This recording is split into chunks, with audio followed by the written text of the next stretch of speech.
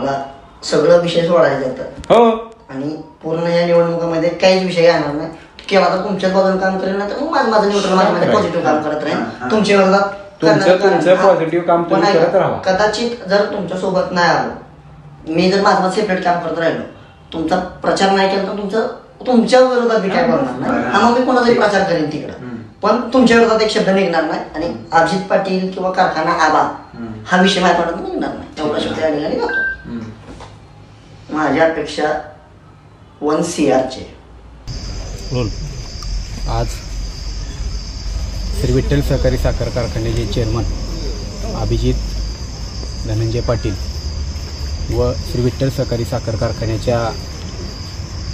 बाबत आणवली येथील किरणराज घोडके यांनी बदनामी करण्याचं आणि कारखान्याला व आमदार अभिजित आबा पाटील यांना बदनाम करण्याचं जे काय काम सुरू केलं होतं त्याबाबत पुणे येथे आमची बैठक झाली व त्या बैठकीनंतर पंढरपूरला देखील आम्ही वारंवार त्यांच्यासोबत बैठक केली व त्या बैठकीमध्ये त्यांच्याकडून आमदार अभिजित धनंजय पाटील व श्री विठ्ठल सहकारी साखर कारखान्याच्या बाबत कुठलेही तक्रार असतात किंवा कोणतीही बदनामी करणार नाही असं बोलल्यानंतर त्यांनी आमदार अभिजित पाटील यांच्याकडं म्हणजे मी त्यांच्या वतीनं त्याच्याकडं बोलणी करण्यासाठी बसलो होतो तर त्याच्याकडून 1 कोटी रुपये मला द्या मी कोणतीही बदनामी किंवा आमदार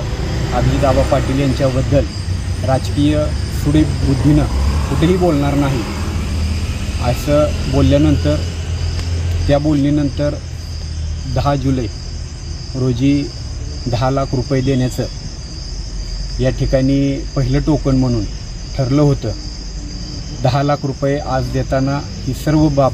आम्ही आमदार अभिजित आबा पाटील यांच्या कानावर घातल्यानंतर शेतकऱ्याची अर्थवाहिनी असलेला पंढरपूर तालुक्याचं अर्थवाहिनी म्हणून ज्याच्याकडे बघितलं जातं त्या विठ्ठल सहकारी साखर कारखान्याकडं कुणी वाकड्या नजरेनं बघितलं कारण की ती शेतकऱ्याची संस्था आहे. शेतकऱ्याच्या हितासाठी चालवणारा चेअरमन त्यासाठी शेतकरी सभासदांनी निवडला आहे आणि त्याला जर बदनाम करण्याचं कोण काम करत असेल तर आम्ही कदापि शांत बसणार नाही. या षडयंत्रमागं किरणराज घोडके यांनी 1 कोटी रुपये मागितले की कारखान्याला बदनाम थांबवतो आम्हाला 1 कोटी रुपये द्या असं बोलल्यानंतर आज 10 जुलै रोजी आम्ही राजेश हॉटेल येथे 10 लाख रुपये घेऊन गेलो असता सर्व ही बाब आम्ही पोलीस स्टेशनला कळवली. त्याच्या संदर्भाचे सर्व रेकॉर्ड्स त्यानं 10 लाख रुपये मागणी केलेले रेकॉर्डिंग त्यानंतर पैसे घेऊन जाताना त्याचा व्हिडिओ फुटेज आम्ही सर्व या ठिकाणी आज पोलीस स्टेशनला दिला आहे आणि त्याच्यावर आज खंडणीचा गुन्हा दाखल झालेला आहे की त्याची FIR कॉपी देखील मी आपल्याला देतो. या ठिकाणी मला एवढंच सांगायचं आहे की कुठंतरी ही नेता बनण्याच्या नादामध्ये एखाद्या संस्थेला बदनाम करणं हे चुकीचं आहे आणि ही शेतकऱ्याची संस्था असून शेतकऱ्यांच्या हितासाठी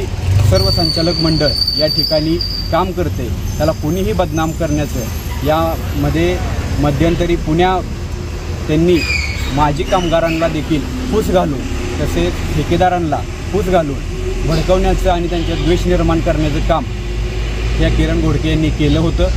याबाबत सर्व सूचना आम्ही या ठिकाणी पोलीस स्टेशनला आमच्याकडे जी काय माहिती उपलब्ध आहे ते आम्ही दिलेली आहे. यामध्ये किरणराज घोडके हे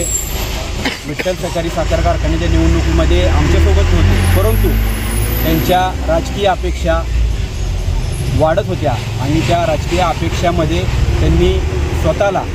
एक नेता समजून जे चळवळ उभा केली होती ती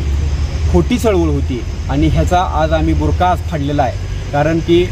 विठ्ठल सहकारी साखर कारखान्याच्या संस्थापक अध्यक्षांनी आपलं जीवाचं रान करून गुरसाळेच्या माळरानावर एक संस्था संजीवनी उभा केली. त्या स्वर्गीय औदुंबराव पाटील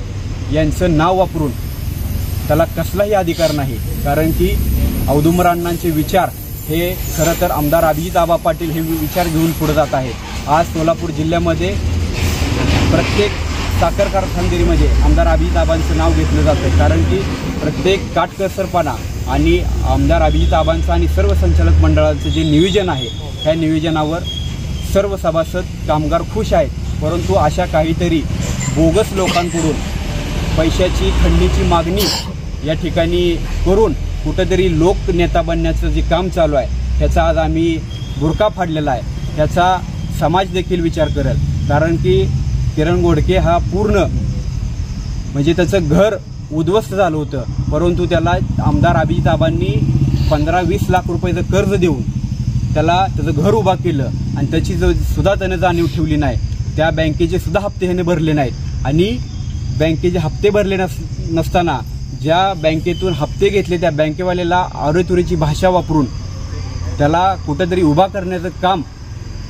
आमदार अभिजित आबांनी केलं, परंतु त्याला सुद्धा त्यानं जागला नाही. परंतु ह्या असल्या बोगसगिरीला आज आम्ही त्याचा पर्दाफाश केलेला आहे. आज